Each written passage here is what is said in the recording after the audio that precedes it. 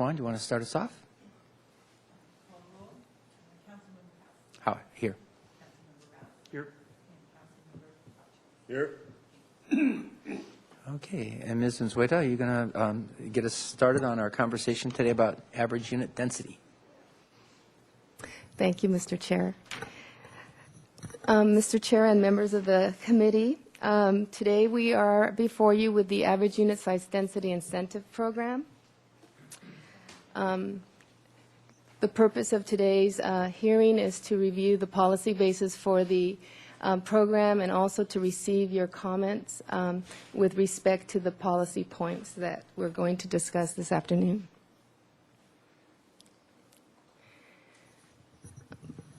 Just a little background with respect to the objectives of the average unit size density program.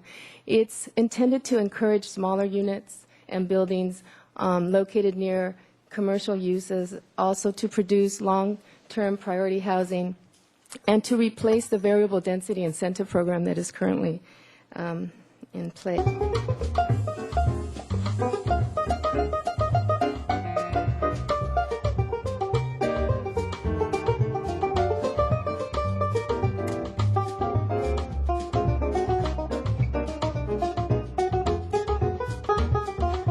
Program. The duration of the program is to be 8 years, or when 250 units are constructed, whichever occurs sooner. Also, the locations of the project program, or the program, is in most of the multifamily zones as well as commercial zones. And the densities were also decided, or at least discussed, in the resolution. And the medium-high allows 15 to 27 dwelling units per acre. The high-density areas allows 28 to 36 dwelling units per acre. And the priority housing overlay area allows 49 to 63 dwelling units per acre. Parking standard for these units is 1 space per unit, and that's a minimum, with no guest parking.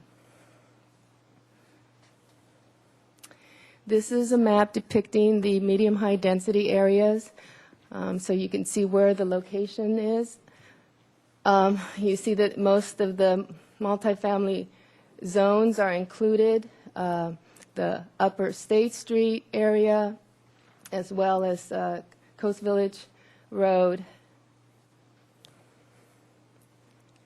This is a map of the high-density areas, and again, it shows where those areas are. The La Cumbre, 5 Points area, downtown, your multifamily areas here are 4, and also the Milpas Street corridor.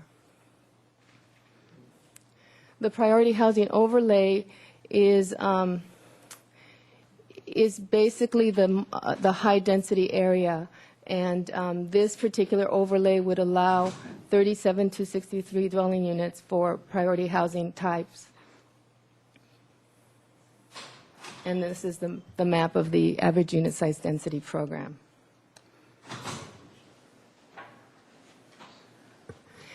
The ordinance amendments for the AUD program were initiated by your council on April 2012.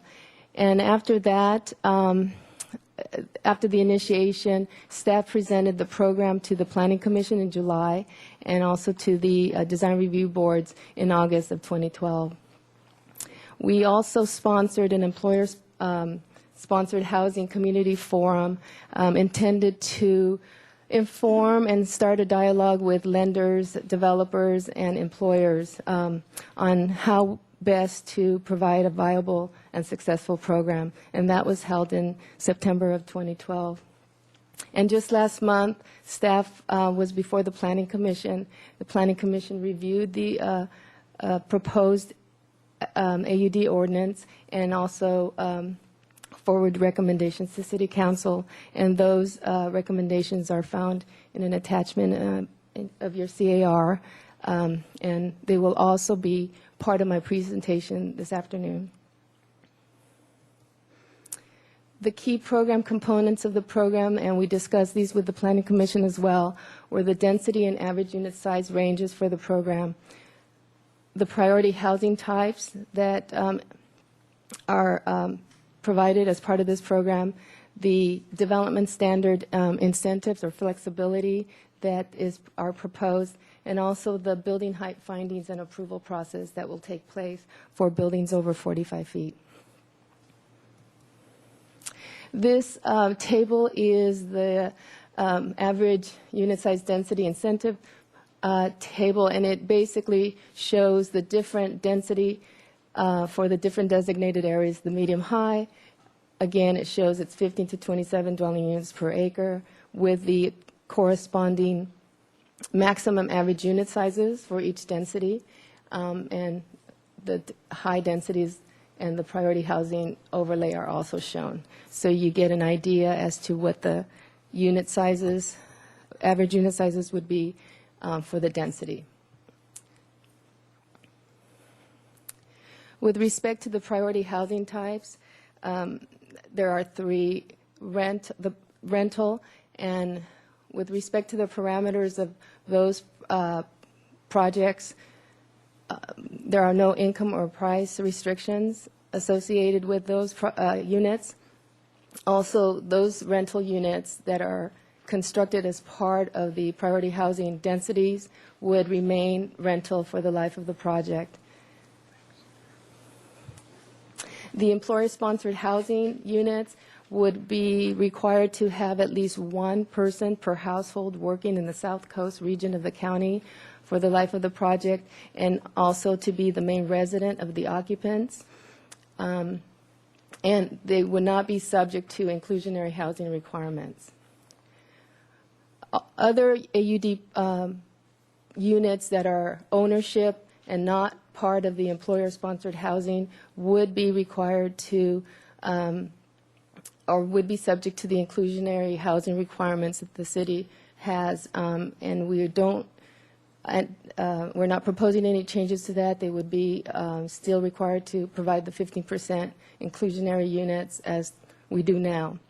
But the ordinance will address the density and the additional floor area for those units. Also, another priority housing type is the limited equity housing cooperatives, and those units would be offered to households earning up to 250% of the area median income at entry.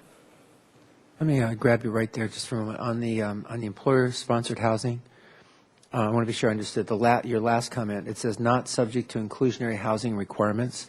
And then did I mishear you saying that they would still be? No, So I'm what's sorry. the- What I was trying to say that other AUD projects that are ownership, other condominium projects that are developed under the AUD program would market units would be subject to the inclusionary. Okay, and that was one of the points of discussion at the Planning Commission Yes. that we've heard about. And then the other one, the other two, those are requirements that we've seen with like housing authority projects like Casa de los Fuentes, for instance. But employer-sponsored housing doesn't have a housing agency holding the ownership to account for these kinds of things. So where does that show up? If you don't answer it now, I would like to have it answered somewhere in the process. Yes, it would show up in the written instrument or the development agreements that would be part of these projects. Oh, I see. So that would go with the deed entitled, and so the next owner and the next owner, Yes. they'd be ongoingly having to meet that requirement. All right. Thank you. And Mr. Hotchkiss? Yeah, I got a ton of questions about that. Should we hold off till we finish your presentation? Yes, please. Thank Fine. you.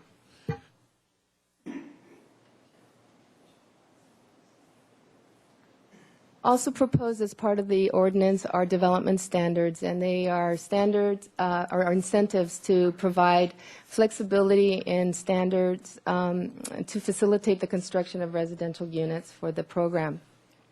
And specifically, we are in the ordinance proposing parking, setback, open space, distance between building, and number of stories incentives for AUD projects, and I will go through them one by one for you. With respect to parking, as I already mentioned, the parking requirement for projects that are developed under this program would be 1 space per unit, and that's a minimum, so projects could actually provide more than 1 space if they wish to, and no parking, guest parking.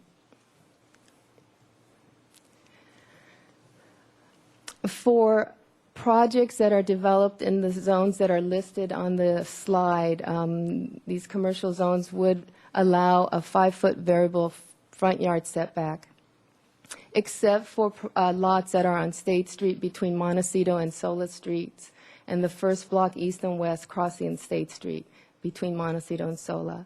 The majority of the zones that are listed currently require a 10-foot front setback, so this would reduce that setback to 5 feet.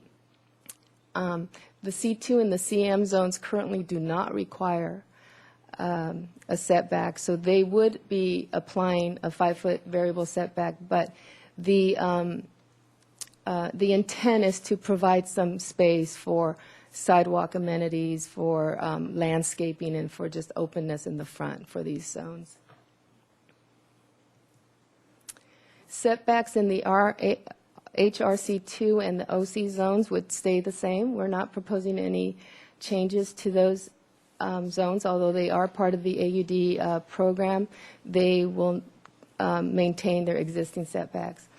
The setbacks in the R3 and R4 zones are generally consistent with what is required now in our municipal code, but they have been simplified for AUD projects in that they would allow a reduction of the front and interior setbacks for buildings with 3 or more stories. Those buildings would not be required to provide the 3rd floor at 50% of the net lot, and it says area, but it should be net floor area of the 1st floor.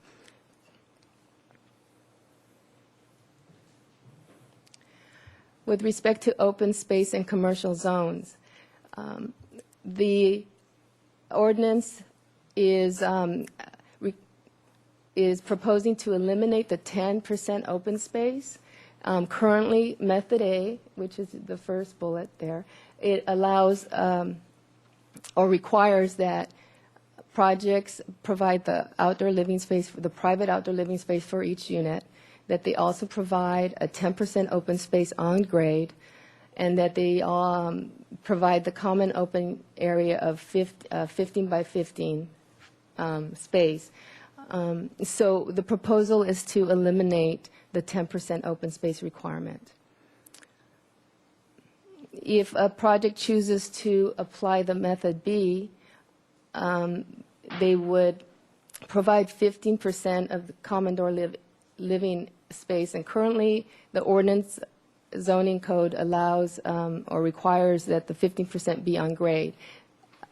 The ordinance for the AUD is proposing that the 15% be allowed to be on grade or any floor of the building. So that would be a change. Providing also, if the project is located within a 1/4 mile of a park, that 15% requirement can be reduced to 10%. And this is a map showing the parks that are located a 1/4 mile radius from the AUD program boundaries.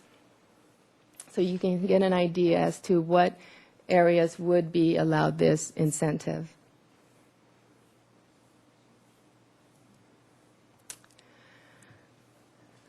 Currently, our zoning code requires that projects be designed to be 15 feet away from main buildings, and we are proposing that that distance be reduced to 10 feet. So AUD projects would be able to reduce their distance between main buildings from 15 feet to 10 feet.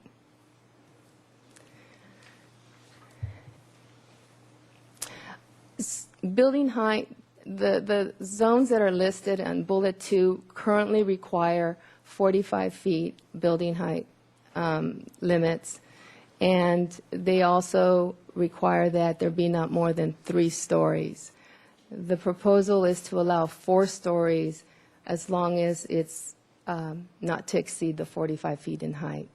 So the zones that are shown on your slide are the ones that would be able to take this incentive. For buildings that are over 45 feet, first of all, there's a general plan policy, LG 12.4, that directs the amendment of our zoning standards to include special findings and a supermajority approval by the Planning Commission for community benefit projects that exceed 45 feet. Currently, the municipal code allows 60 feet in the following zones: the C2, the CM, the M1, and the OM1. So these zones are proposed to be amended to allow, basically to restrict height limits to 45 feet unless there's a community benefit project, and then they would be able to exceed that 45 feet. So in order to be able to exceed the 45 feet, the following must be met by a project. They must be a community benefit housing project. This is for the purposes of the AUD ordinance. A priority housing type, which would be your rental, the employer housing, or the limited equity cooperative, affordable housing, and also transitional or supportive housing. Those would fit under the community benefit housing project category. The Planning Commission would then need to make the following findings. There's a finding with respect to demonstrated need. The project must show that there's a need to exceed the 45 feet. Also, architecture and design. It must show exemplary design representative of the city of Santa Barbara. There is also a livability finding, which ensures livability for the residents and the guests of the unit, so both the interior and exterior components of the project.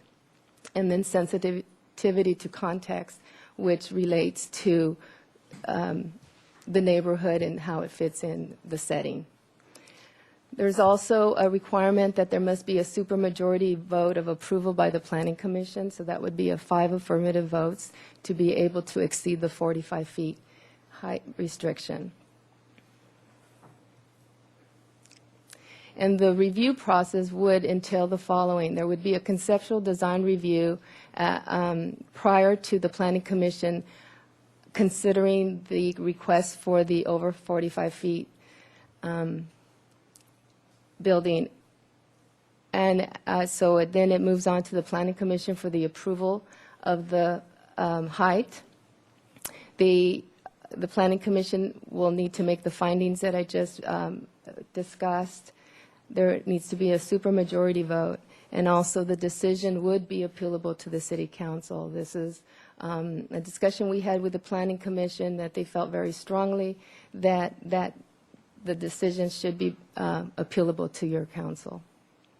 And then once that takes place and the Planning Commission approves the building height, the project moves forward to their regular project approval process. The next steps we anticipate are coming back to your ordinance committee with the ordinance in June. And then if all goes well with you and you forward your recommendation to council for introduction and adoption, that would happen in July or August, depending on whether we move forward in June. And then the ordinance would become operational 30 days from adoption. Today, what staff would request from your committee is that you discuss with us these policy points, the housing types that we've included as part of the AUD program ordinance, the development standards that would allow incentives or flexibilities to projects that are developed under the AUD program, and also the building height findings and approval process for building heights over 45 feet. Thank you, Mr. Chair. All right, thank you. Let's take questions first for staff so we can get clarity on what's been presented. And Mr. Rouse, please. Thank you, And Mr. Chair. Mr. Hotchkiss after. Could we go back to the slide with the quarter-mile radius to the parks? I think it might have been slide 18, if I'm not mistaken. Yeah. So as I look at it, if I'm interpreting this correctly, is there anything not besides the La Cumbra area that's within a quarter mile of the park? In other words, are all the dense areas within a quarter mile of the park outside of the density up by La Cumbra, the maximum density? Am I reading that wrong?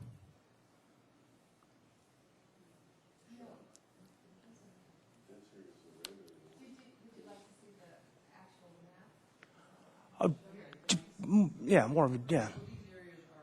Let's get that on the mic, John. Mr. Ledbetter, let's put that on the mic so we hear you.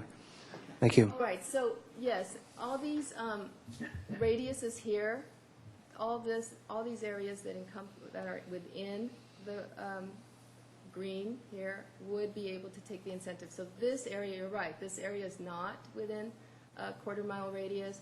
We have this area here that is not within that quarter-mile radius. But the higher densities are pretty much all within a quarter mile radius. Okay, very good. Little donut hole there that's missing, but.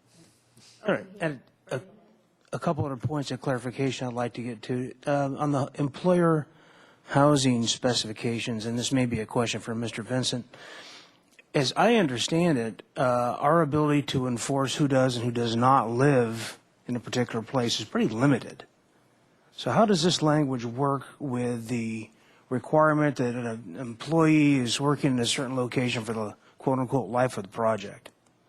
Mr. Chair, members of the Ordinance Committee, the employer housing program, or there'll be an employer sponsor for these projects. The employer sponsor would propose a project to the city and then lay out its parameters for the project.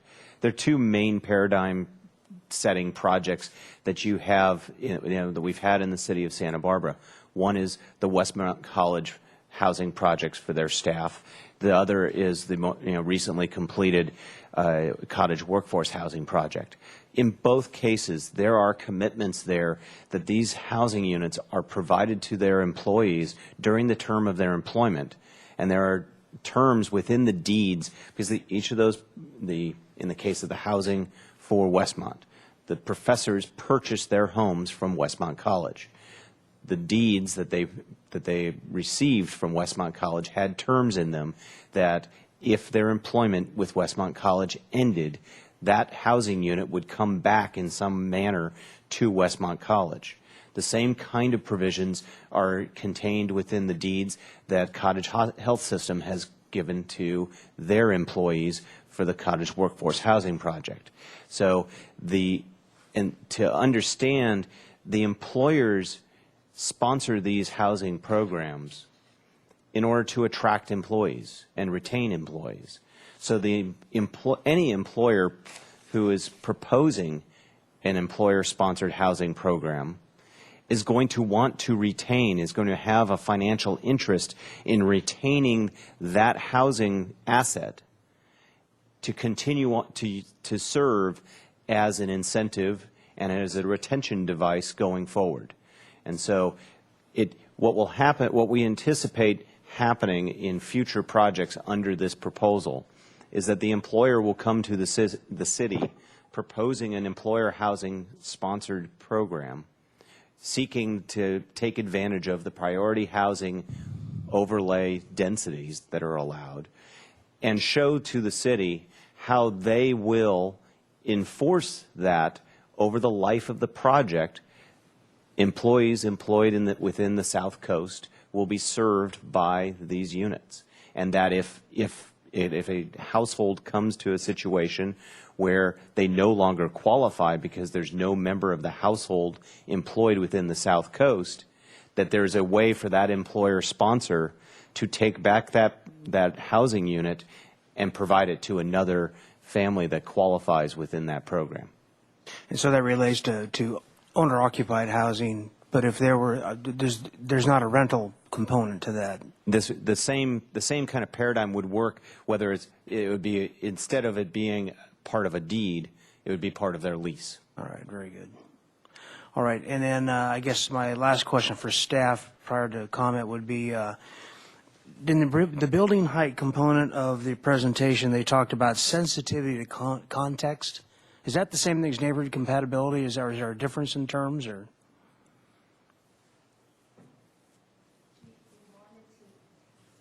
Mike, please. Yeah.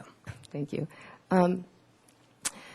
We wanted to basically, it's related to neighborhood compatibility, but we didn't use that terminology. We wanted it to be consistent with the setting of the area, so that it's not a like-for-like project. It's more in the realm of being sensitive to the setting that it's located in. Okay, I'll go with that. Thank you. Okay, I'm going to have Mr. Hotchkiss speak in a second, but just wanted to get the clarification on that last little piece there. For an example, let's say if one of the areas was in the Coda or Milpa Street area where it has high density, and there was to be proposed a building that was larger than 45 feet. There's no buildings anywhere nearby, so how does the first one get in? I mean, if it's got that kind of requirement to it, what's the method of accomplishing the first one that would be the taller building that others could be measured against? How does that work? The actual language for that finding, and you'll see it when it comes back to you in ordinance form. It recognizes the design of the project, recognizes and complements the setting and character of the neighboring properties with superior sensitivity to the adjacent historical resources, and we say the federal, state, and city landmarks and other designated resources. So we're basically, the word complements, and then there are the setting and the character of the neighboring properties. So we were hoping that would help with not making it be, as I said again, like for like, that the buildings don't necessarily have to be exactly with what's neighboring. Okay, thank you. I mean, I get the connection to the historical pieces Right. that you have referenced in there, but if it were not adjacent to, say, historic resource, and then it's not just the height itself, it would be its design, that it's beautiful or something? Correct. Okay, I just want to be sure we don't build in a poison pill for the first of what may be And we're trying to several. avoid that. Mr. Ledbetter? So, Chair House, so for example, the second story might be stepped back some. Right. If you're surrounded by one-story buildings, it might be stepped back, and just the portion that faces onto Milpas would be the two-story portion, something I see. like that. Those kinds of things. Okay, and Mr. Hotchkiss? A couple of questions. Mr. Vincent, we were talking about what happens if somebody loses their employment, and then it's up to the owner of the building, the employer, to govern that. It's tied into either the lease or the deed if it's a sale deal. What happens to these buildings if the employer leaves town? Mr. Chair, members of the committee, in the case of an employer leaving town, and the paradigm cases that I gave you already, those are two employers that we don't anticipate leaving town. We have tried to anticipate what would happen if an employer left town. One possible way that this could work is that an employer sponsor finds another employer within the city to sponsor the program. So you would have another South Coast employer coming in to the shoes of the original sponsor, making the same commitments to the city regarding the program and continuing the program running along as an employer-sponsored housing project. Yeah, I'm not asking that we solve that problem here. I'm just saying we ought to keep that in mind. Because We are keeping that in mind, and we anticipate those kinds of terms being part of the written covenant that is between the employer-sponsor and the city of Santa Barbara when the project gets approved. There will be a covenant between the employer-sponsor for the project laying out and committing to how they intend for their project during its life to meet the conditions of this ordinance. Okay.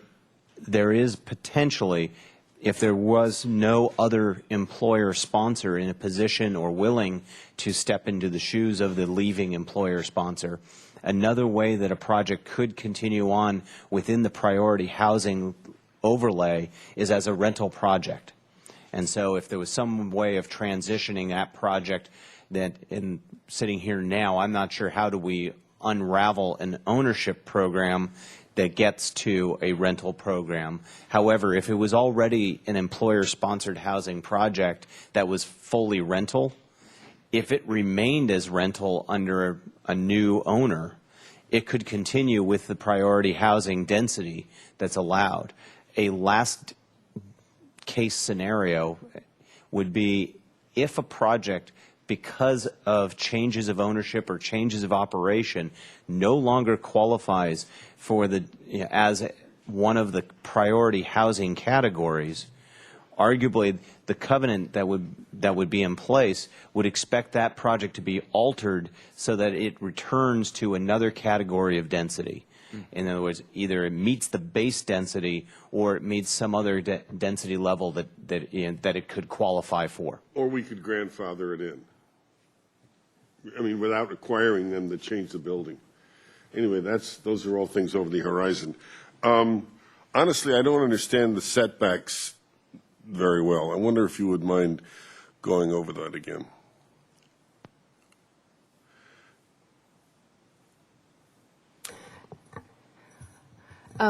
With respect to the 5-foot variable setback, I'll start there. Well, you had 2 or 3 slides Yes, on it, I think. and this so. is the first slide. Okay, thank you. Okay.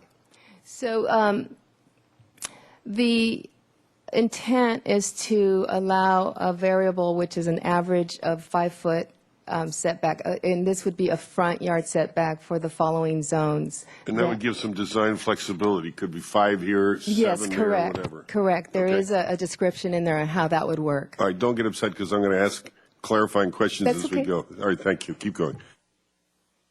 Right, and for the C2 and the CM zone, currently there is no setback. So this would allow some, the variable setback would allow some. Okay, understand. Okay. With respect to these two zones, which is the RHC2 and OC2 zones, which are in the coastal area, those would maintain their existing setbacks. We're not making any changes to their setbacks. So they would apply the setback that currently is in the municipal code. Is that the funk zone primarily here? Yes. Okay. Yes. And then the R3 and R4 zones, we are keeping basically the same standards for the setbacks, except we're simplifying them as part of the proposed ordinance to allow the buildings that are 3 or more stories. So currently, what has to happen is that if someone is proposing 3 or more stories, their 3rd or 4th story has to be 50% or less of the net floor area of the first floor. So we get the wedding cake. Sort of Right. thing, right. This would not require this. So this particular provision, proposed provision, would just provide setbacks. We wouldn't require the top floor, the 3rd and 4th floor to be smaller than the. So we could have a more massive building if we do that, correct? Yes, but the design review would apply, so that they would still have to go through the design review boards, and also Is our thought, therefore, that we could have more units in it? Is that what we're trying to do? Give more space to work with? Anybody want to reply? Yes, this is flexibility so that the buildings could be designed and accommodate the residential units. Okay. Please go on. And that was the only 2 slides for for the setbacks. Okay. At one point, we were talking about decreasing the space between Buildings? main buildings from 10. Is that 10 between the 2 buildings, 5 on each side, for instance? Or? So today, our standards require main buildings to be a distance of 15 feet from each other. This would reduce that 15 feet to 10 feet. Okay. And they would be main buildings.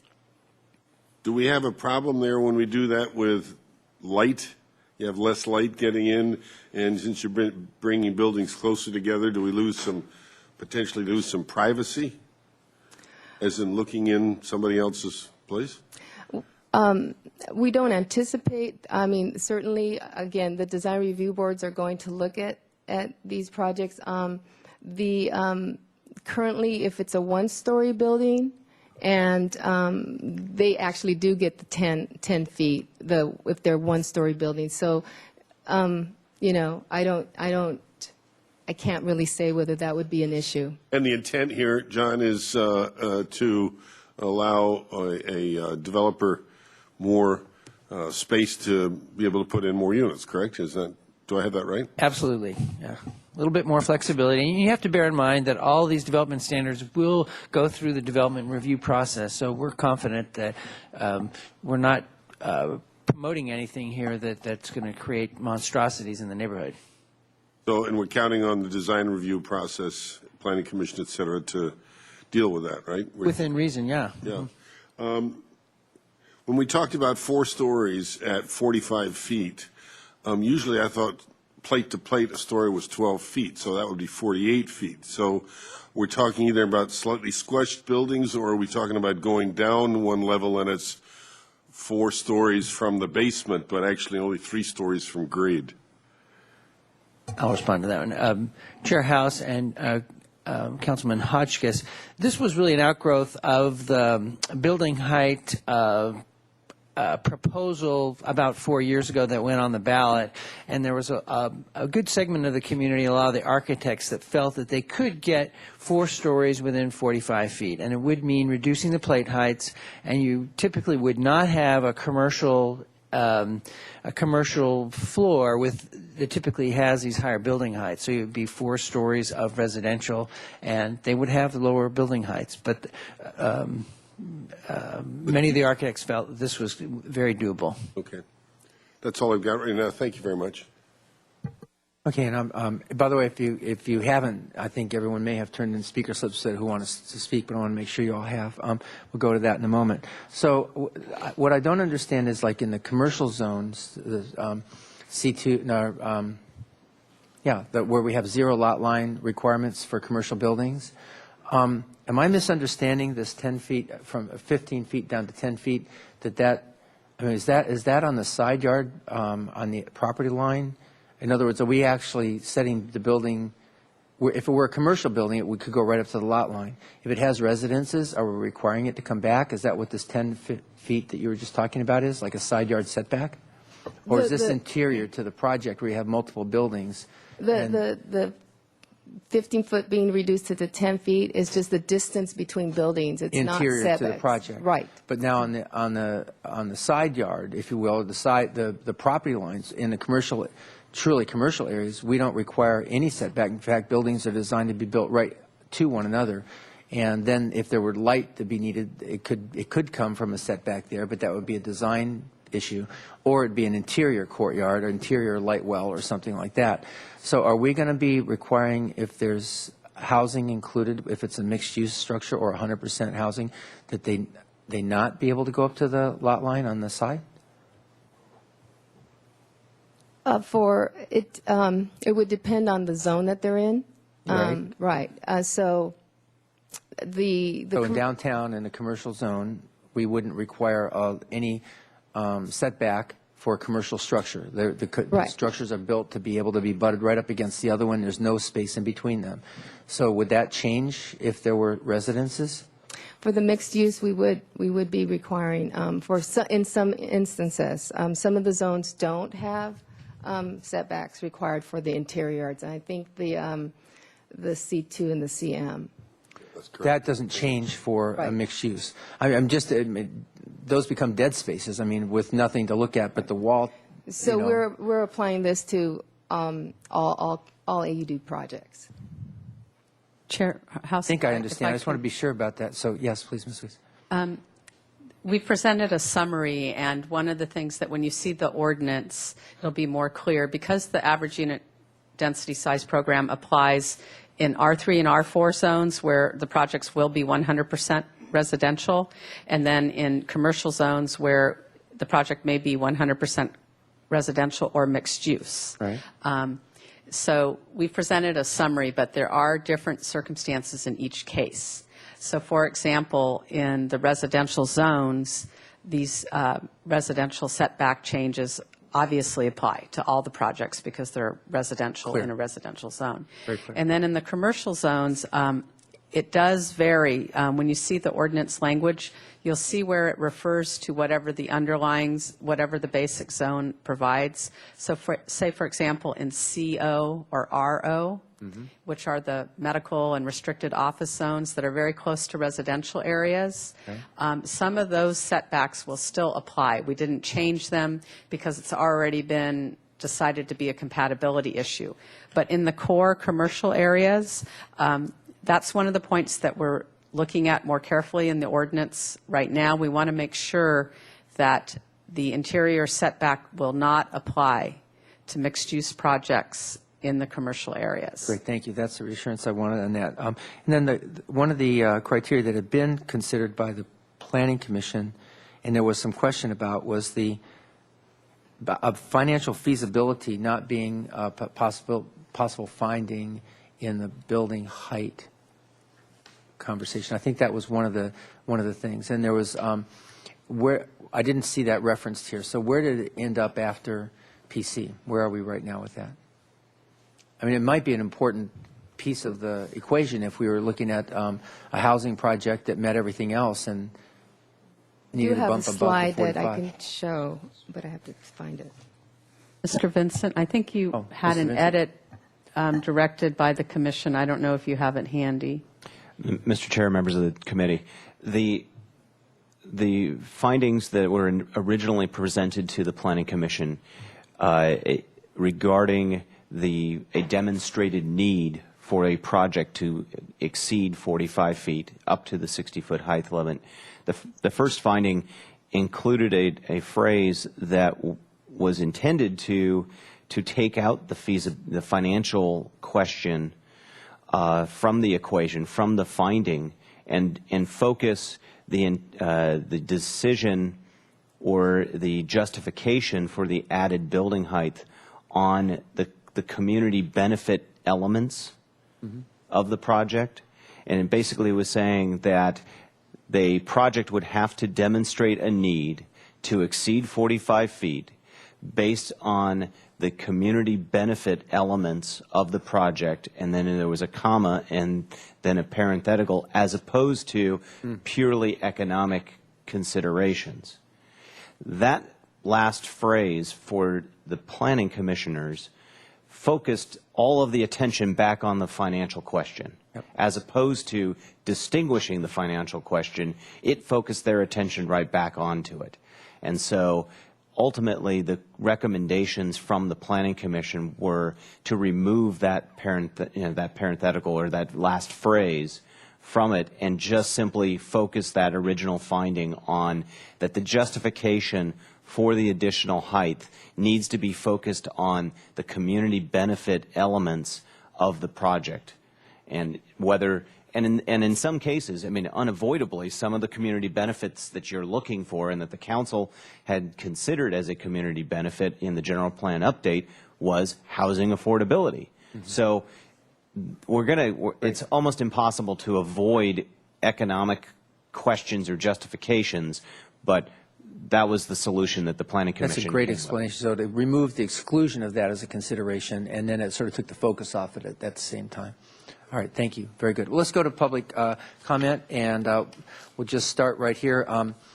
We'll say 2 to 3 minutes. I want to give you plenty of time. I want to really hear from each of you, and then we'll take some notes and make sure we get the things you bring up discussed. Trish Allen, if you'll start us off, followed by Brian Nelson. I see Trish is not here. I see Mr. Nelson. Yes, Trish had to leave. Brian Nelson, architect. She asked me to say that we have been working together on a number of projects in the AD area, and she is going to echo what I'm going to say. So, Mr. Chair, I would like to ask for a few extra minutes because I actually have real-life projects. I'm working on 5 of them right now. Take your time. Just so I have hear what you some have to say. exhibits to give you here to talk about the couple of small items that I would like to present. So if you could pass these out to the members up there, that would be great. All of these. There's 3 different sets there. As I just stated, I'm working on 5 projects right now in this program. The addresses are 1810 San Pasqual. It's an R3 zone. You'll see that in the packet. 2720 De La Vina. It's a C2 mixed-use project. That's on Upper De La Vina near the Minute Market, Mission Creek area. 711 De La Vina, which is an R4 site. 218 West Ortega, which is an R3 site. And 333 West Ortega, which is an R3 site. And in working through these projects, what I've discovered, and working with the staff who have been very great to work with us, we've actually had several meetings to make sure we understand everything that you're trying to understand today. And so it's been great working with them. And so I would just kind of like to walk you through, I guess she's going to put the packets together here. Let me give you the big picture. After working through each of these different R3, R4, C2 zones, one of the things that I've discovered is the setbacks work. And they work well in conjunction with the solar setback. Originally, I thought that the AUD projects with the more density and the higher buildings were going to be almost impossible to meet the maximum number of units per site because of those restrictions. So I'd like to start with setbacks. I think the setbacks are still appropriate, the R3, R4, and as we just talked about in the C2 zone, we also have to meet the R3, R4 setbacks because we need the light and air. So it actually works really well with the setbacks. What are those setbacks? Can you tell me? There's 6 feet on the lower levels and 10 feet on the higher, on the 3rd story or higher. So in conjunction with that, the solar setback literally moves every project to the south property line because you come up 18 feet on the 2 shaded sides of the property. You come up 18 feet and you go on a 30-degree angle up from there. I wish I had a diagram of it, but that again creates another setback for the higher levels. And every property down the block, in every block, has to be on the south side of the property so that you don't have windows to windows, and your concern earlier. Because, again, they have to step back so the project next door can come up this way, but it has its setback, but this one's over here, so it's moving away. So the combination of those two actually works really well. And it gives you the wedding cake that you were just talking about, both of those working together. It's interesting, on the 50-foot lots, you almost can't get to 45 feet because the solar setback cuts you off when you get up to the 3rd level. So, and actually, in some of these projects, I've had to narrow the top floor from 21 feet to 10 feet in order to make it work, or 12 feet, excuse me. The other thing that plays into this that isn't even addressed in the ordinance is the ADA access. If you have common open space on a site, you have to allow everybody to get to that space, including somebody coming from the street. So somebody coming off the street that wants to get to that common space, you have to have ADA access, which means you have a 4-foot wide walkway that's designated for ADA access that can't have landscaping. It can't be where the cars back out, so it restricts it even more. So common spaces move to the front of the property. I'll give you an example of that in a moment. And so in each case, what I've discovered is that the parking drives the project. You have a lot that's 150 feet long. How many cars can you get in there? That's going to drive how many units you can have. It's kind of one of those you got to start with this in order to get to that. So the other thing is the driveway to get on a, let's say, a 150-foot deep lot. Let's start with this first project. I hope it's the top one. Floor plan looks like this. It's a site, says site and first floor plan.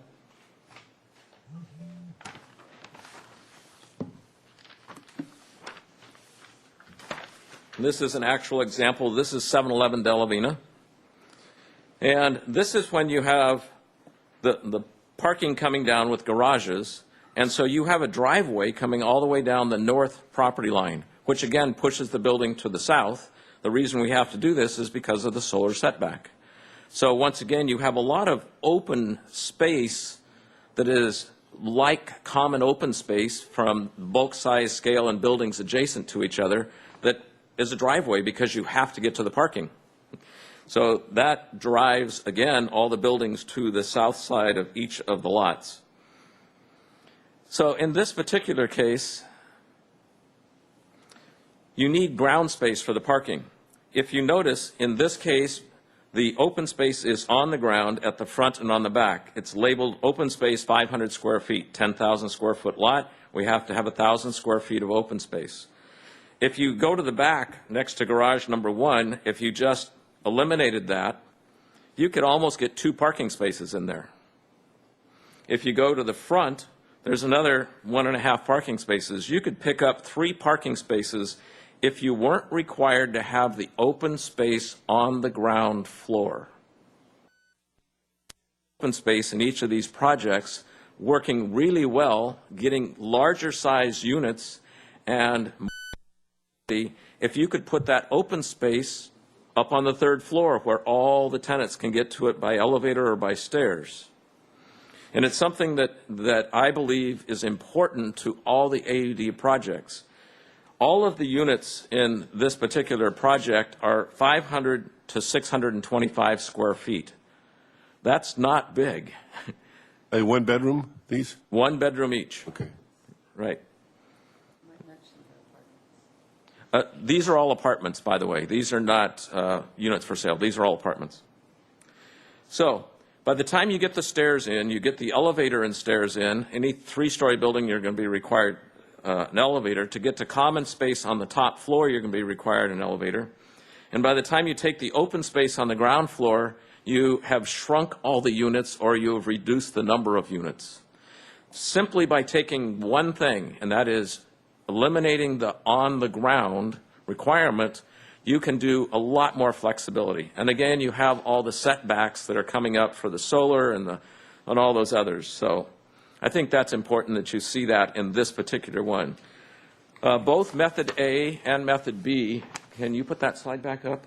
I know it's in the C2 zone, but it gives you those parameters.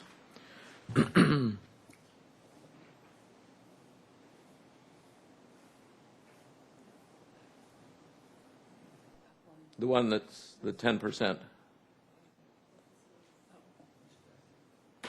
Both Method A and Method B require it to be on the ground, and I feel that that is detrimental to the ability to be able to get more units, larger units.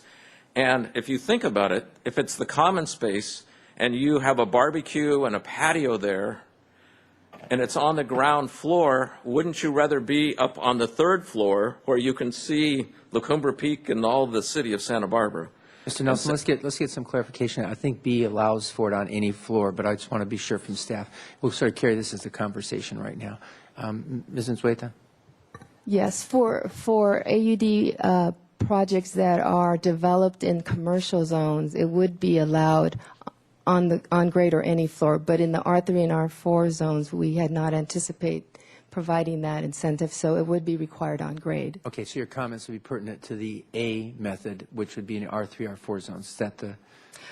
He was speaking about method A and B. Method A and B Yes. both require it on the ground in the R3, R4, not in the commercial. Oh, I got it. So we're talking about R3, R4. Right. Thank you for the clarification. Go ahead, please. Okay.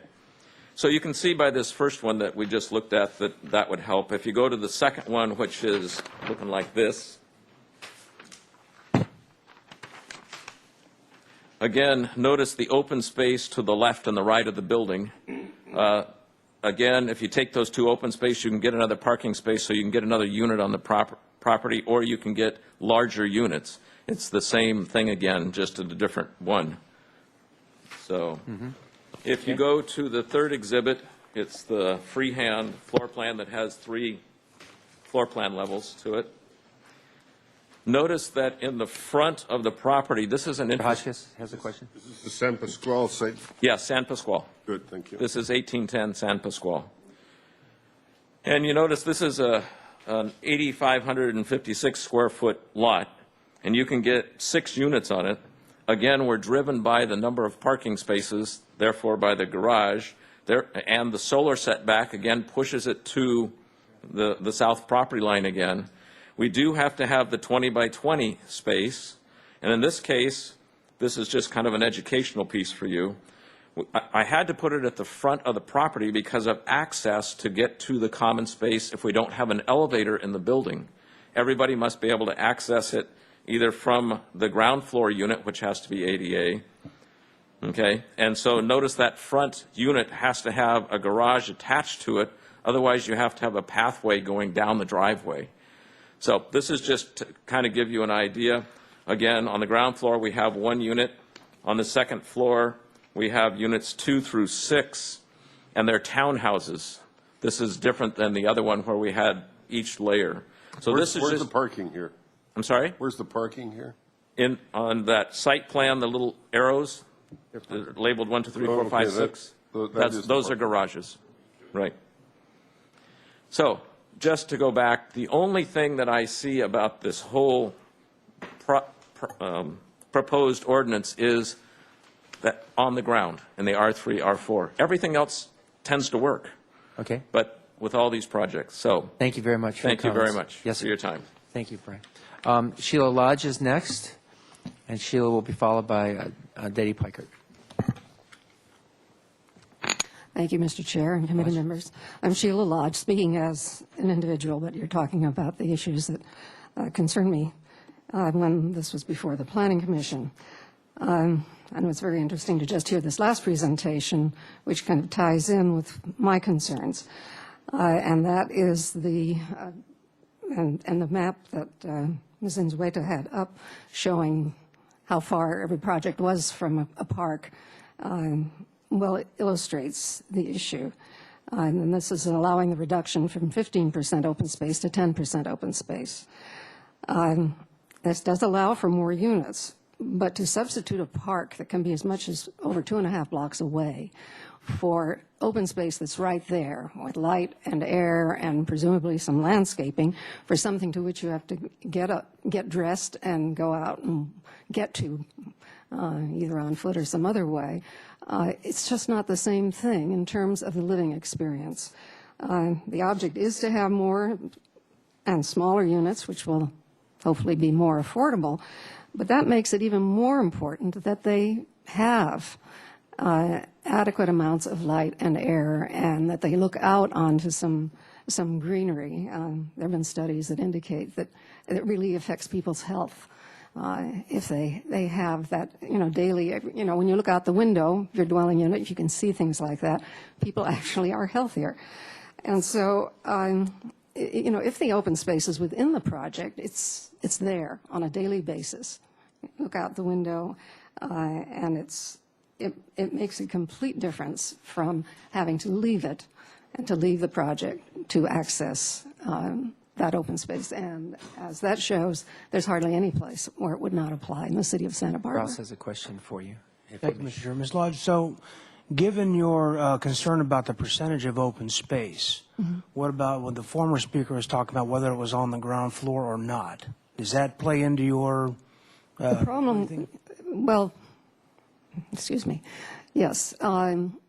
If it's on the ground floor and there's the opportunity to plant canopy trees, and if it's on the third floor or another floor, you get pots with small plants in it, and it's a different thing.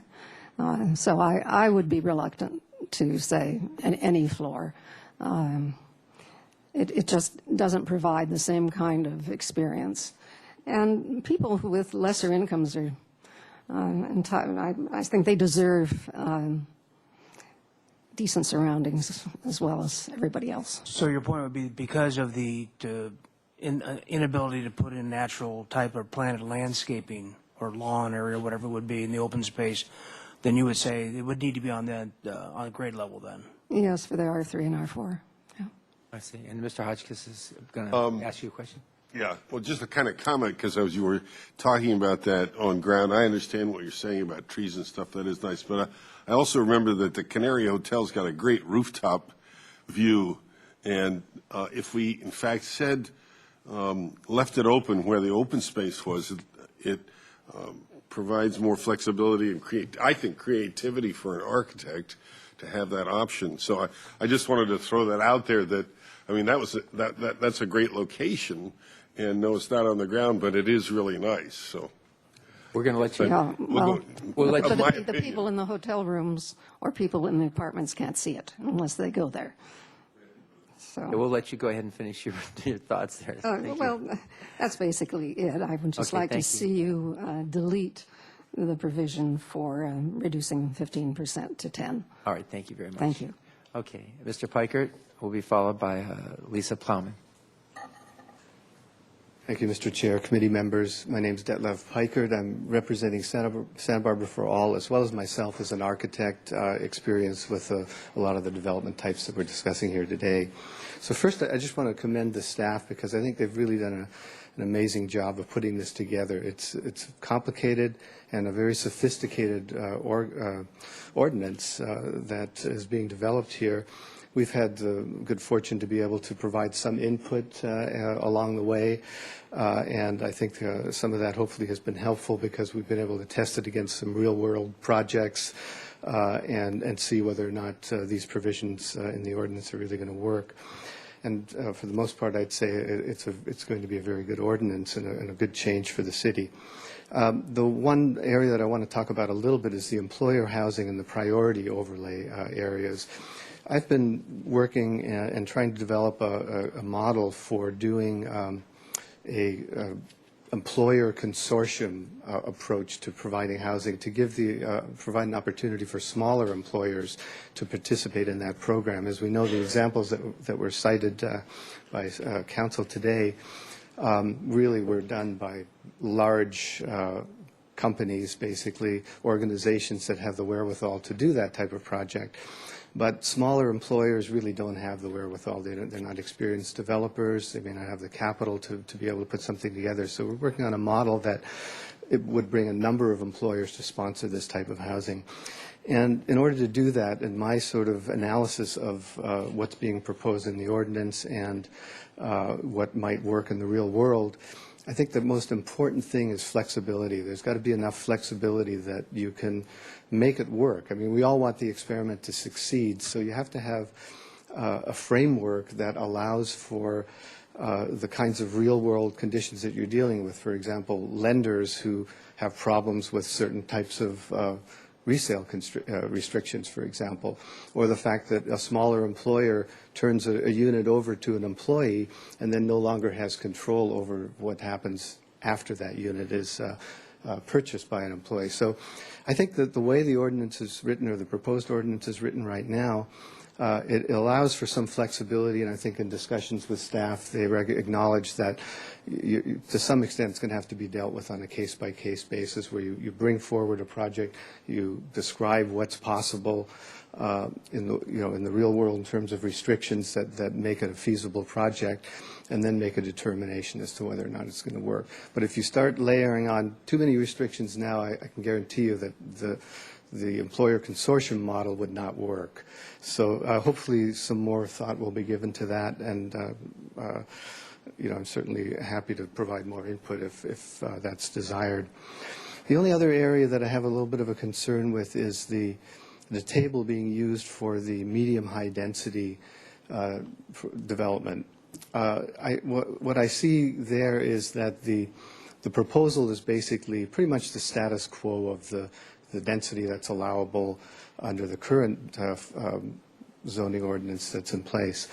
And the difference is that it's a better ordinance because it does allow more flexibility, and I think it accomplishes the goal of promoting and basically trying to incentivize people to do smaller, more affordable units in those zone districts. The problem that I see is that as a developer looking at it, I'm anticipating that the likelihood is that developers are going to do larger, fewer units, larger units, more higher priced units than they will the smaller units that are incentivized at the higher densities. And with if you kind of look at the numbers, I think the floor area ratio comes out to about 0.5, which is typical for a single family type of development. I think if the floor area ratio were raised to about 0.65, in other words, the overall allowable area, or another way of looking at it, the average unit size at the higher 27 unit per acre density, you're going to incentivize a developer to do more of the type of units that are desired in the marketplace, especially in the ownership category. So, and they're going to be more affordable. They're going to be lower priced because all of the fixed costs get amortized over more units. So, under a scenario where you increase those floor areas, I think we might see developers developing two-bedroom units that are needed in the marketplace, more desired than, say, one-bedrooms or studios, at lower prices than you would if somebody were developing 1,300 square foot at, say, 16 units to the acre. So that's just I realize it's a complex issue, and I know that others have discussed it before.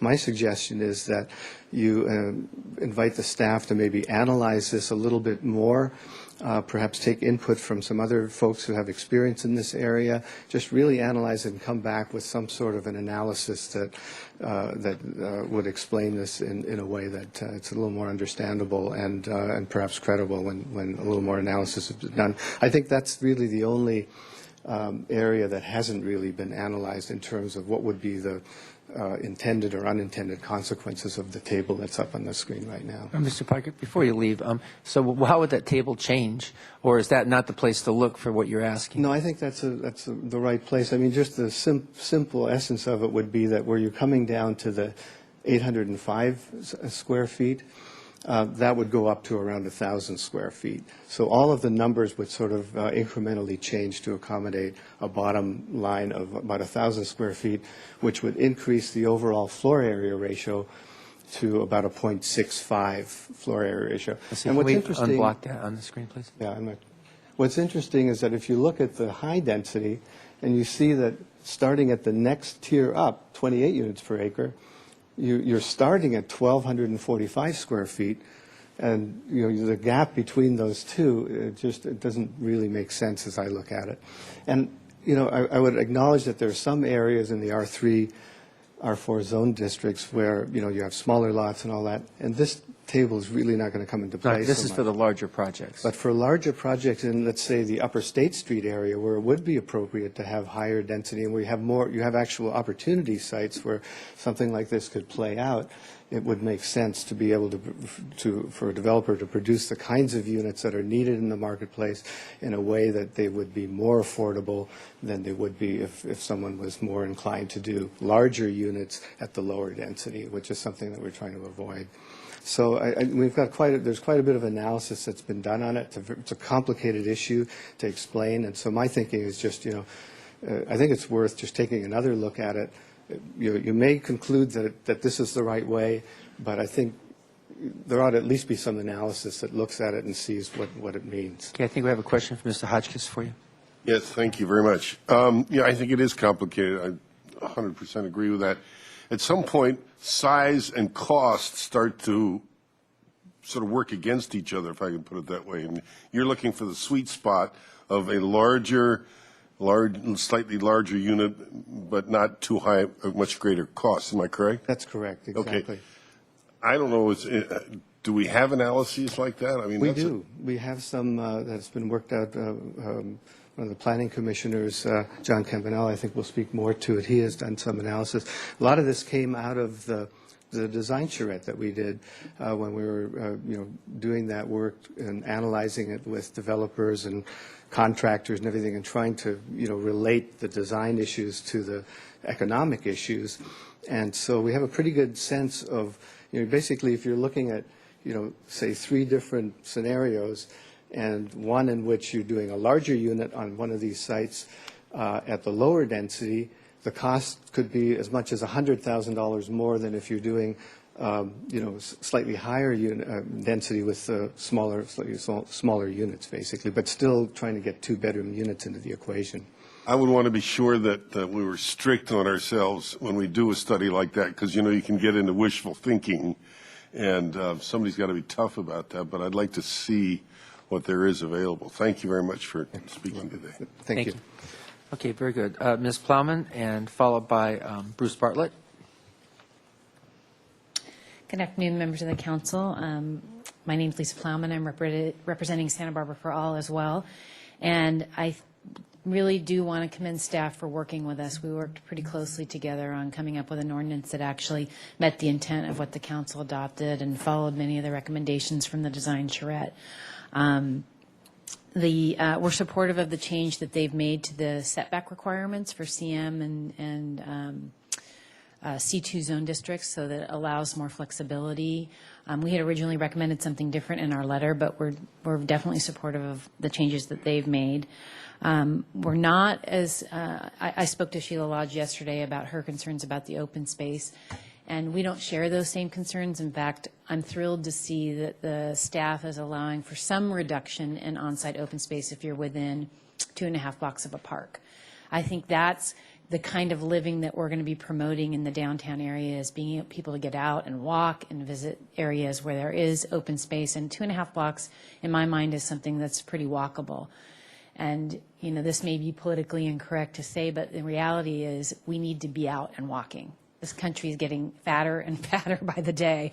And to encourage people to get out and exercise and visit the open spaces that are in our community, I think, is really beneficial. And this is not to say that the sites would be devoid of landscaping or green space. They would not. They still have some requirement to provide that, and I think that's important as well, to be an attractive space for people to live. And in fact, you know, before I was able to purchase a home, I lived in many apartments that didn't have common space for me to utilize, but they were near Alameda Park. And so I could go to Alameda Park and use that space, but they still had landscaping. And it was really actually quite a pleasant place to live. So we're not as concerned about that.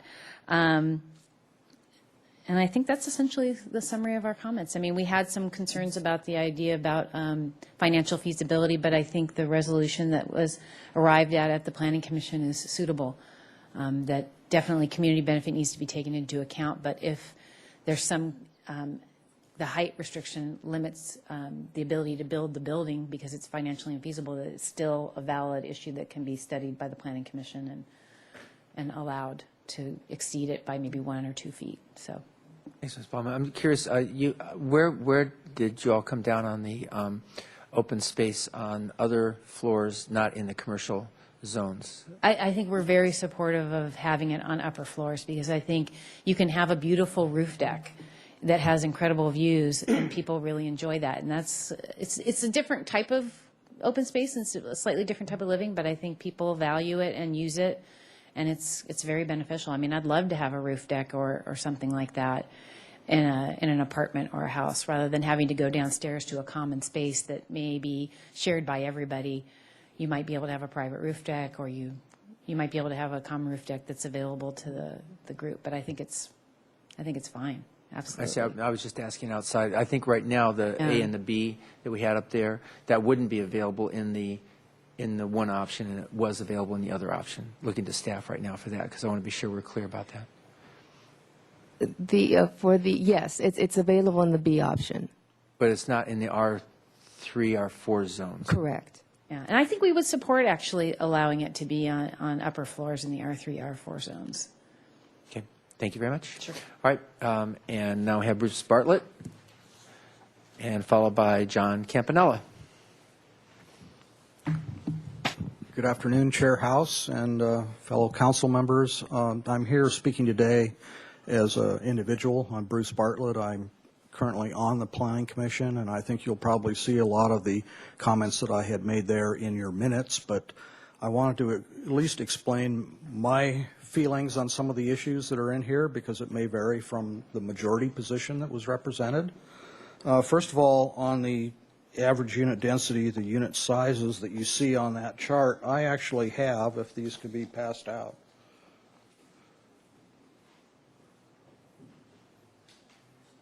two copies. One is from last year, which was in the Planning Commission staff report, which is exactly this same chart, but you'll notice when you look at that, it has the added columns, especially if you look at the medium-high density that I highlighted. It gives you the total square footage that you can build on a parcel that's 1 acre, and it also gives you the equivalent floor area ratio.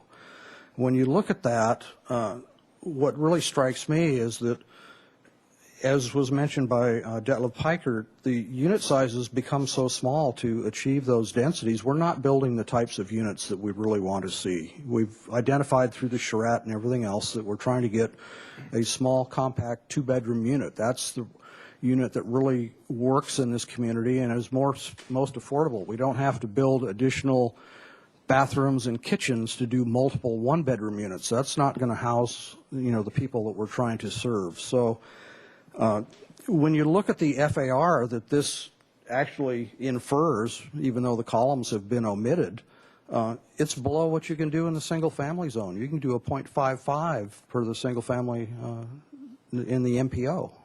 So, and the 0.8 that we have in the high density, it seems to me that the medium high density needs to bracket between those, and that's why two of us on the commission actually recommended using a 0.65 FAR.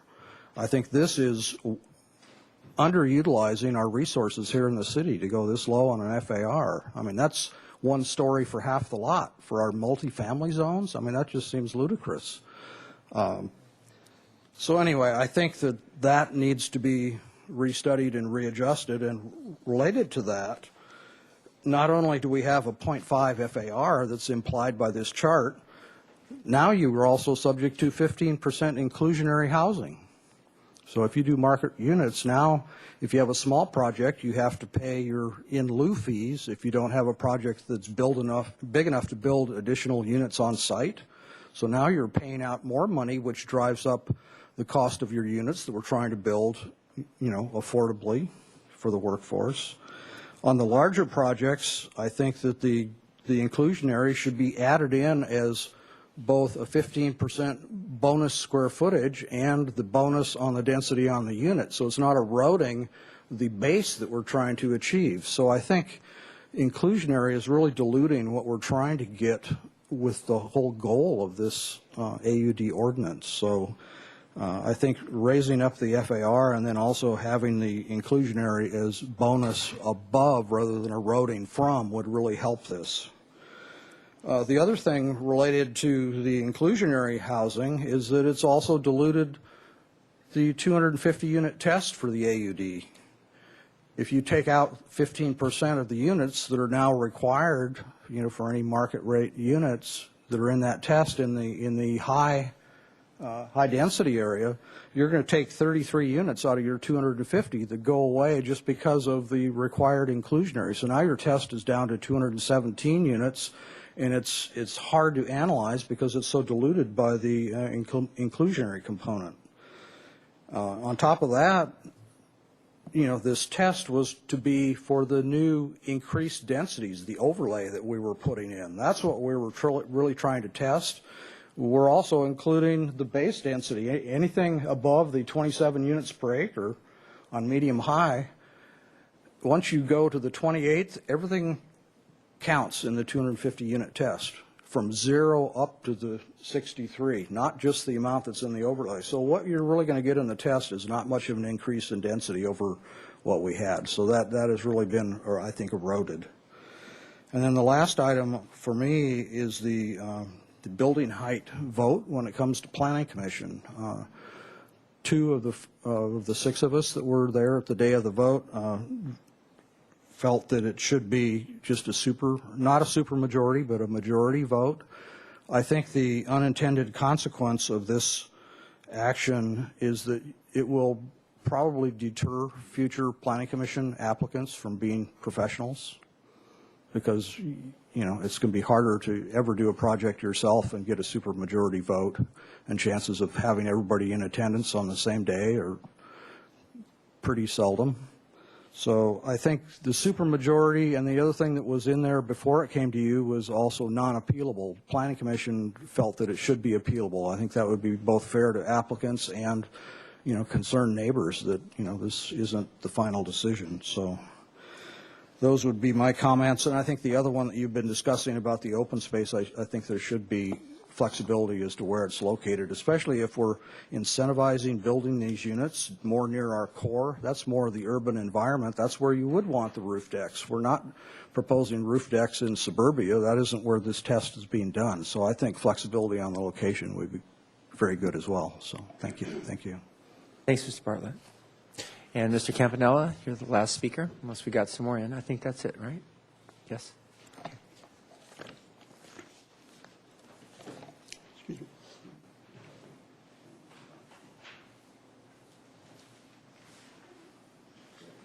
I really appreciate everybody being so clear. I'm giving you plenty of time to speak, but you're going right to your points, and really thank you. It's helpful to us on the Ordinance Committee. Thank you very much.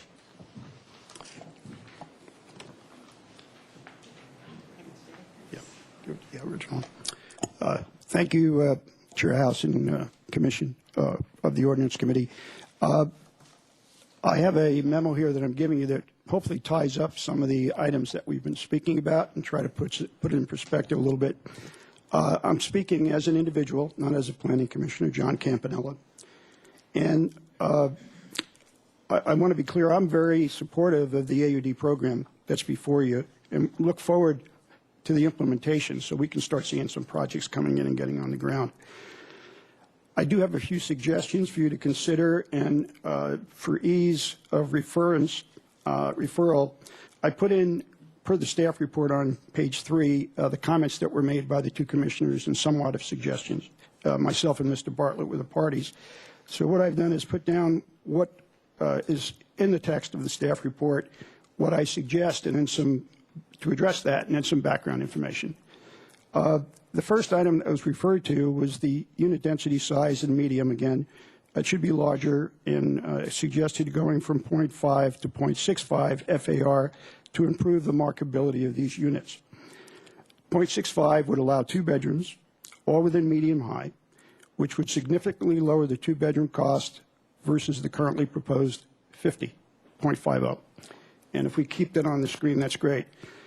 If you see the 27 units an acre right now, your highest density in the medium high, in order to average 805 square feet, we need 600 or 500 square foot 1-bedrooms and 1,000 or very modest square foot 2-bedrooms to hit the number.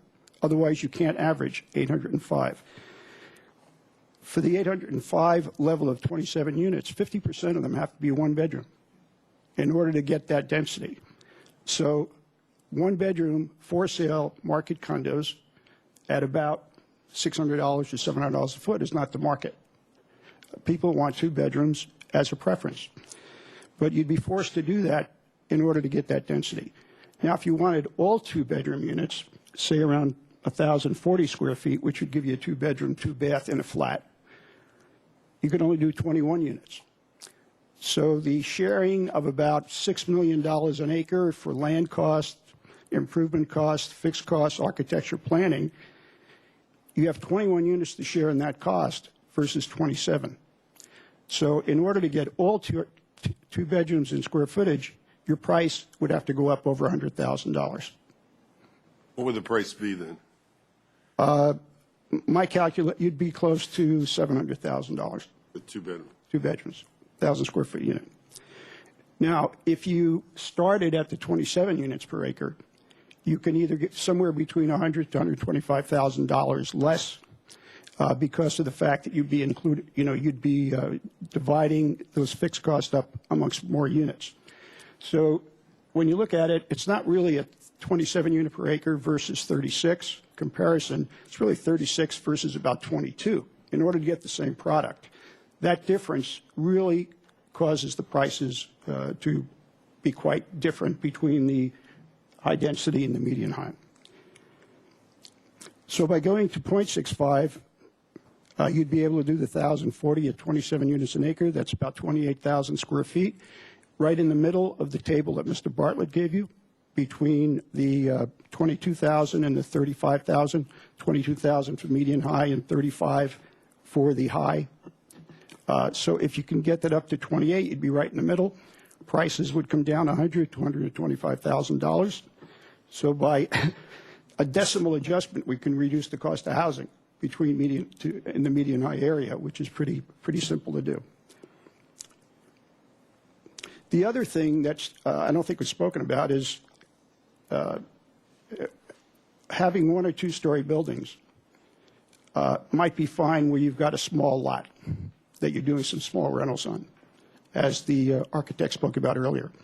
But what we're after is some type of scale. So where you can combine lots, where you can get greater opportunity sites. You don't have the map, of course, with you today, but the opportunity sites that have been shown previously around the city, most of them are in the median high area, including CM. So when you do get the ability to do 20 or 30 units, right, that's not the same constrained site as there would be, let's say, if you were just doing a little infill unit. The .50 as recommended doesn't take into account size of parcels, the fact that you're more efficient, you can produce more product. And also, it doesn't take into effect how do you compete with an alternate use on a commercial property for non-residential use. If non-residential use could build 3 or 4 stories, and you can only build 1 or 2, how do you go secure the property?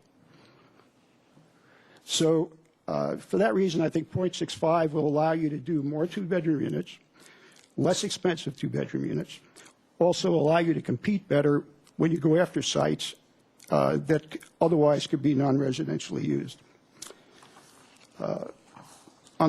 Also, talking about inclusionary, I agree with what the speaker said. I think if you are going to do a bonus density, it should be square footage, so you don't have to convert market rate products to inclusionary in order to satisfy that.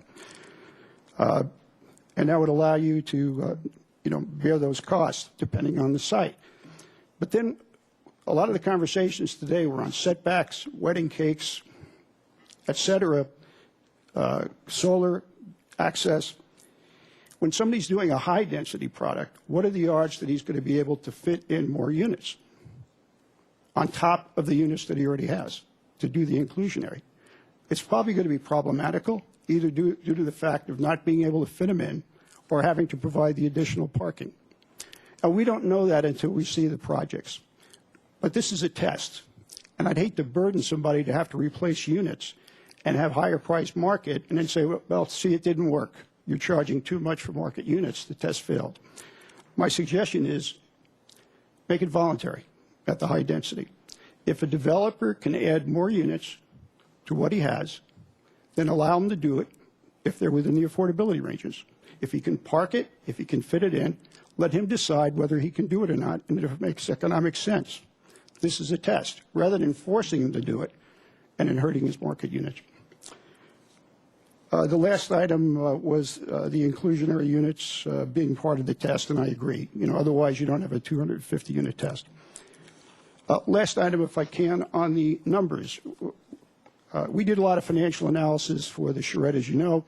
We did a presentation to City Council in September 2011, where we showed the economics of what we felt we had developed, both rental and for sale, and how that could fit anywhere from 90 to 210% of the incomes, median income of the city. I also comment in that letter that if someone tried to do a 1-bedroom unit at 1,040 square feet, it would cost about $700,000. Back in September 2011, if they try to do a larger unit at 1,450, it might be close to $900,000 because of the lower density that we have on the medium high. Those numbers are still true today. Are you talking construction costs? Yeah. Okay. Well, a small profit, but around that number. The issue is really trying to start at 27 units per acre with a reasonably sized 2-bedroom, 2-bath product that people can live in. We have backup numbers on what the impacts are, et cetera. I would suggest that if you're willing to do this, is that we have a session to go over the numbers. People can validate them. They're available. It's just an extension of what we did for the charrette. But we could show the economic impact between having the medium-high density the way it's shown and liberalizing it where you can start at 27 units per acre for a reasonably modest 2-bedroom, 2-bath apartment. So we're able to do that, and we can turn that around pretty quickly whenever staff or members of the council and the ordinance committee would like to do that. Mr. Ross has a question for you, Mr. Campanella. Mr. Campanella, you mentioned that you had some data about incomes and affordability and so on for these projects. Is there a presentation that you can think of that you can make that would show us where those incomes are, where those opportunity sites would be? Obviously we're developing this entire concept around, Correct. mobility, transit, for proximity to the workplace. Is there something that could, because I've been to the charrette and I've been to a number of these things, including the employer housing forum, and I still am pretty foggy about the opportunities for these kinds of projects that would really yield what the goal of the entire program is. Do you think that you guys have the kind of the collective information to present something like that? Yeah, I think if we go back and with the consistency of the numbers, how we calculated things in detail, from bottom-up land acquisition cost to all of the factors that were designed and all the costs related specifically to the projects that were designed then, which were pretty typical in the charrette projects of high density and very high overlay. We can do that. A lot of it went into the report that I'm talking about, which we can update or refreshen for you. As far as the areas, I think, and staff can help you with this, I think if you look at where the density overlay is, an opportunity set, and compare that to where remember the bubbles that we had previously, where the larger parcels that can fit more units, and look at both of those together, it would give you some idea, I think, bottom line, why medium-high is so important, to get it right, because that's, I think, where the predominance of opportunity sites are around town, be it upper state or areas that do not have the overlay. CM zone, for example. To be building in the CM zone at single-family sizes probably doesn't make much sense. Where the cheapest land is, there's no historical resources, neighbors, et cetera. I mean, everything has its own constraints, but one size doesn't fit all for this. The other thing we could do is look where, on those opportunity sites, I've looked in the past where common ownership could be. Where can you assemble properties? The dots or the bubbles that you see don't reflect the possibility of assemblage. But we can show some samples, for example, where you can put some of these together and start coming up with a half acre or more where you can get some scale and you can start doing some apartments that, the major type developers might be interested in. And they bring all the economics and management to the table. Well, I find that, because I think Mr. House brought up a great example of, suddenly there'd be this tall monolithic tower on Nopus, and you go, well, that worked in our ordinance, that worked on the overlay, that worked theoretically, but in practice, is that really going to work? And likely not. So it'd be nice to know from the private sector's standpoint where these opportunity zones really fit into the reality picture, and really why we're having this conversation. We can probably go forward with the ordinance process without totally understanding that. But the other side of the coin is you really would like to know why we're doing what we're doing. Yeah, I agree. And I think I think one of the intentions, going back a bit, one of the intentions we had, I think, to wrap things up was to say, okay, we did the charrette. Okay, now let's look at it one more time before things are, is there anything else we want to ask about it? And you're asking the question. We never looked at the medium-high because that was sort of like it's the same as it is now. We were trying to support the fact that high and the overlay, what would it look like? That's where all the energy went. It won't take long, and I don't know when you reconvene again, but when you reconvene on this issue, we can have the information for you on what the situation is with medium high and why we should be increasing the allowable square footage. Thank you. 0.65. All right, thank you, Mr. Campanella. Appreciate your sticking around for questions. Okay, good. So we're going to close the public comment period now, and obviously we're not going to have enough time today to go do that. But I'm glad that we had this kind of conversation. I want to keep it in this sort of mode. And I'll look for some direction from assistance from staff on how we might proceed to really be productive. I don't know that we want to really try to make big decisions today unless there's something that's just obviously easy for us. But I'd like us to also give guidance to staff as to what we'd want when we do come back. So both of you might be thinking about those kinds of things. Ms. Weiss? Yes, Chair House, maybe we can just respond to some of the comments in the public comment period, and then we very much were looking to return to the Ordinance Committee with an ordinance so that we could get it on the books and begin. There are a couple of projects in the works that are looking forward to the ordinance being adopted. So I have some concern about going over things that we really have gone over extensively. And, we'll do our best to fill you in on questions you might have and information. So the first comment I want to make is that you heard from 2 minority planning commissioners today. The majority of the planning commission and staff have a recommendation to introduce and adopt an ordinance that does include the unit size is shown on the board here and does include keeping the inclusionary program as a component of the high density and market housing. Of course, Commissioner Lodge was here on her one dissenting point, which was the open space. So the key points that the public brought up are the unit sizes, an analysis in the medium-high. They made some references really comparing apples and oranges in terms of FARs and single-family zones. Inclusionary, more flexibility for open space, and then some economic analysis for sale in medium-high. So those were the key points. I just would like to address the inclusionary question. So when the policy was being developed for the average unit density program, as we've talked about today, it's applying in a number of areas, and not all areas of the city are the same. So it's applying in residential zones and commercial zones, and we have these three tiers: the medium high, the high, and then the overlay for the priority housing. So as the project was moving forward, at the Planning Commission meeting back last year, a good point was made relative to employer housing, that the whole point with the employer housing is that they achieve a less than market product for their employees. Generally speaking, that would be the objective, and presumably a large percentage of the project would be less than market. We didn't specify what, but inclusionary could detract from that objective in an employer housing project. Employer housing, if they're going to go and invest to have a housing project for their employees, and the employees could get the housing on the market, why would they do that? Half the time they're not even in the housing business. So a very good point was made to not have inclusionary apply to employer housing, because the base assumption is that the project will result in less than market costs to the employer and their employees.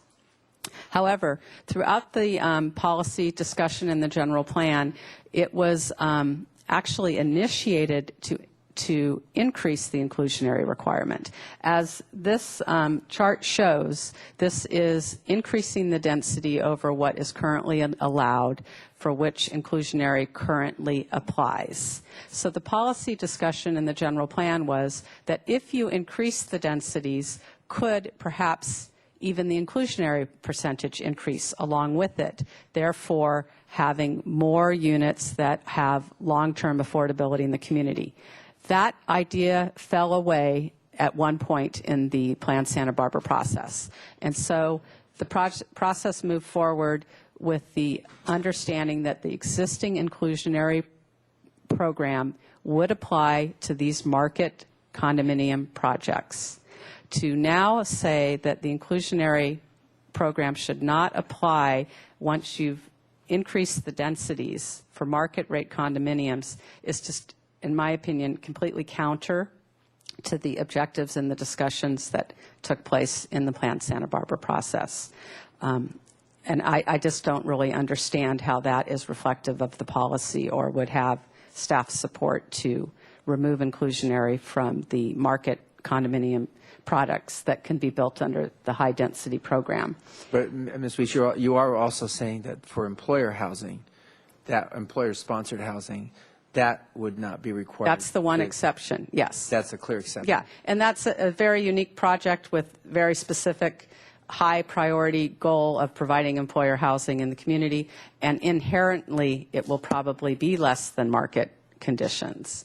But in the market conditions, that is what sets the price. Mr. Campanella has a number of pro formas, and really they will be tested in the market as to what the prices will bear for the units.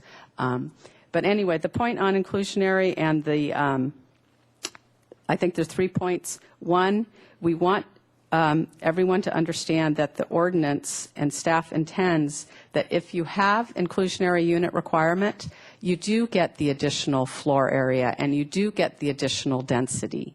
That you've heard from a number, well, basically Mr. Bartlett and Campanella, that they were concerned that you would have to meet this inclusionary and somehow make it fit within this size building or this density.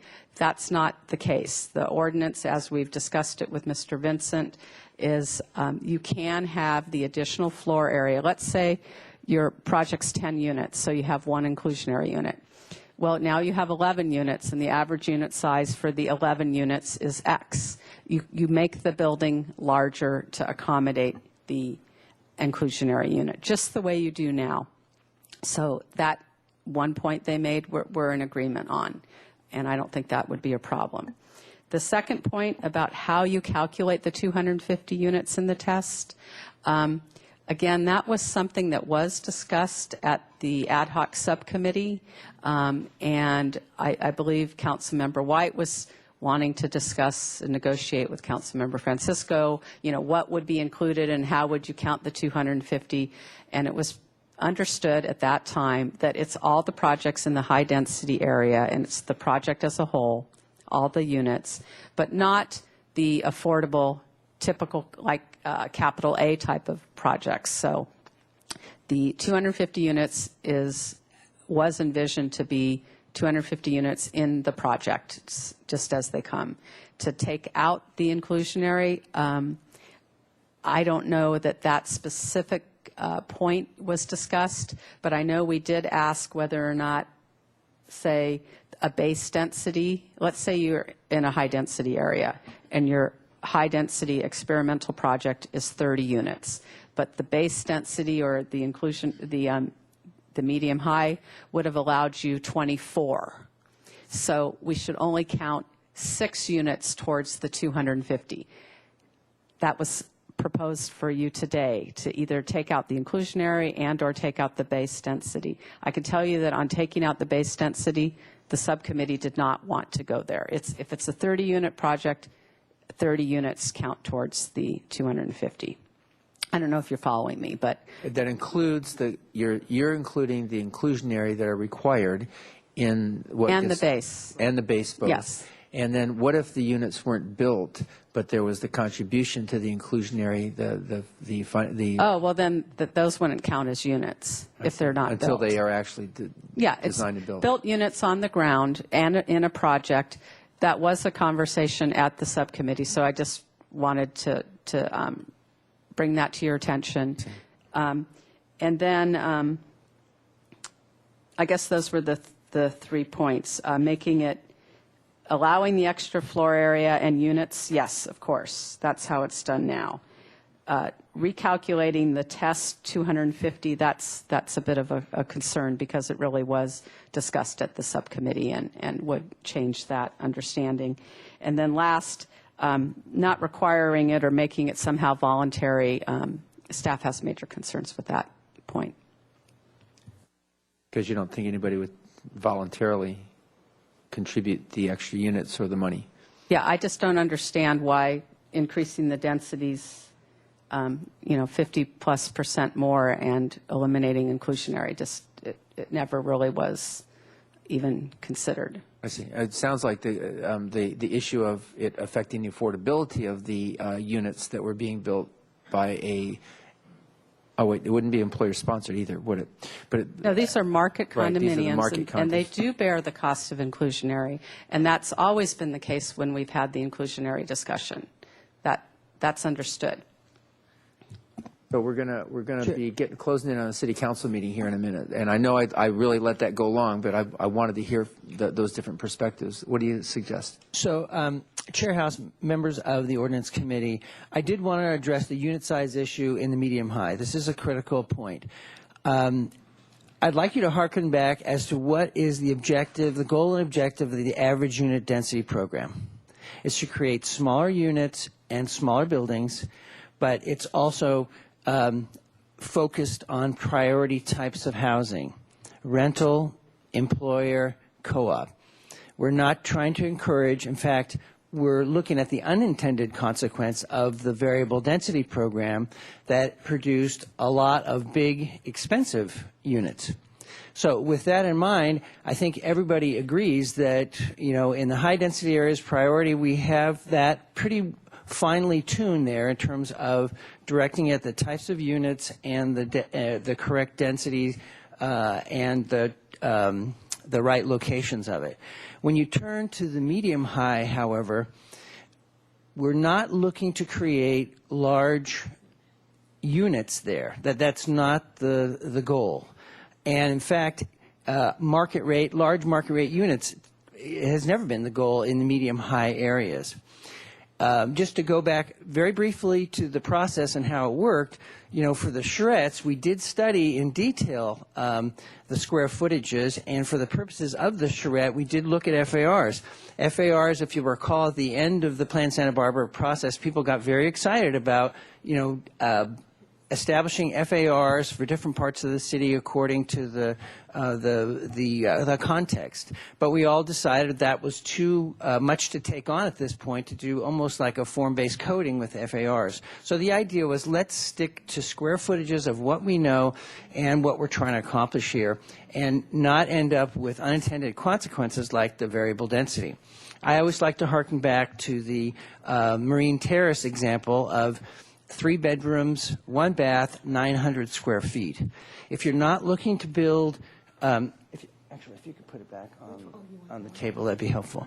If you're not looking to build larger market rate units, but in fact we do want to encourage rental units, I think everybody would agree these ranges are very reasonable. When you pump them up another 200 square feet, you're looking at, at the top end for 15 dwelling units per acre, you're looking at 1,650, 1,650 square feet in the medium-high area.